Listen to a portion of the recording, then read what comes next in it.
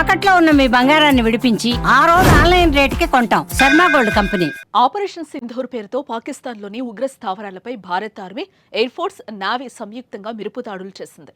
పాక్ ఆక్రమిత కశ్మీర్తో పాటు పాకిస్తాన్లోని ఉగ్ర స్థావరాలను ధ్వంసం చేశాయి.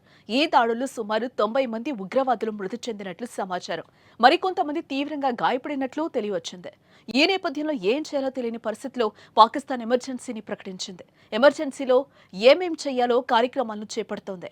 కొద్దిసేపటి క్రితమే ఎమర్జెన్సీని ప్రకటించింది.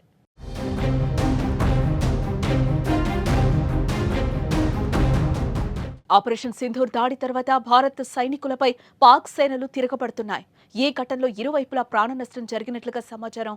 రాత్రి జరిగిన ఆపరేషన్ సింధూర్కు ప్రతీకారంగా పాకిస్తాన్ ఎప్పుడు స్పందిస్తోంది? సరిహద్దులో ఉద్రిక్తత నెలకొంది.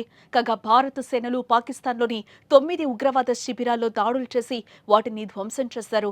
అయితే పహల్గాం దాడి తర్వాత ఉగ్రవాదులను పాక్ ప్రభుత్వం వేరే శిబిరాలకు తరలించింది. మరోపక్క భారత్ దాడితో పాకిస్తాన్లో అలజడి రేగింది. లాహోర్, సియాల్కోట్ ఎయిర్పోర్టులను మూసివేసింది.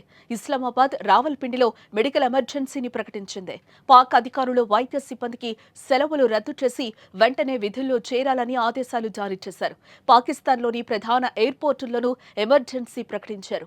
ఇస్లామాబాద్, కరాచీ, లాహోర్, ముల్తాన్, స్కాడ్, ఫైసలాబాద్, పెషావర్ ఎయిర్పోర్టుల్లో పాక్ ప్రభుత్వం హై అలర్ట్ ను ప్రకటించింది.